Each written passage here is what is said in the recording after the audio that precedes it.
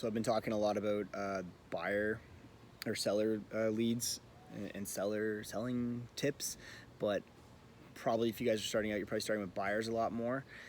Stuff I covered in the course was like cover letters. So on one of the first properties that Matt McKeever got with me after showing him a million properties, it was this duplex, and we wrote this cover letter how Matt's a new investor, just wants to, oh, I think I wrote it, and Matt wants to be just like you, and I see that you've taken care of your duplex. Not really. And so these are the advantages you can do to like emotionally affect the buyer. So we had done this on this one, and they actually took our offer, and we were conditional, and I think we wanted vacant possession. And you know how challenging this was? We wanted to kick a guy out of the front unit, and his sister owned the property next door, and so like brother was renting beside the owned sister. So every time we were there, guess what we got from the porch of the sister? Just a bunch of like swearing and this and crooks and blah blah blah. At one point, I needed something from the tenant, and I came above and beyond as an agent. I went over there, and we're still conditional, I believe, and I dropped off 24 beers, a case of beers, and put it in his living room or something like that with a note saying 20, hey man, 24 thank yous, because I think I just needed to get in there for something.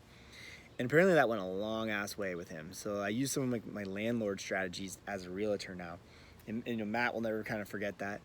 And it kind of smoothed a bunch of things over. This guy was fine. Everybody's just emotional, and they know that they need to leave if a new person's moving in. So that's what happens when you're a tenant. But so cover letters, me explaining to the other agent like this is what we're doing and whatever, and she was more on our side because she was probably somebody that just got a lead and beat up her seller, not necessarily working super hard for her seller, just working super hard for her commission. So I was able to identify that and go at this girl Jen on this one. So always like thinking outside the box like that. You can do physical cover letters, like actually writing it, or you can do a cover letter on the phone. So this is how we ended up getting this property. For Matt got it for like $110,000. He put, I think, 20,000. It's his Burr video if you watch it, Elias Street. $20,000 renovations, and I think it appraised at 150, 160. So he got like all his money back out of the property pretty much. He had a free property. So he loves telling this story. You got to go all the way back on Matt McKeever's channel to watch this on his YouTube.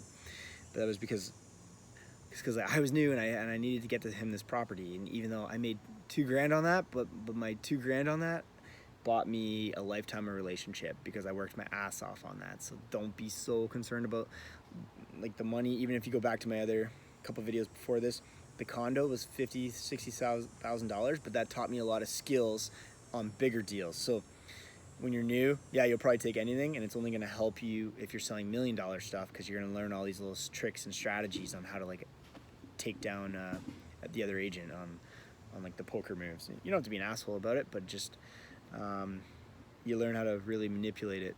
It's all psychology at this point. So, see you on the next video.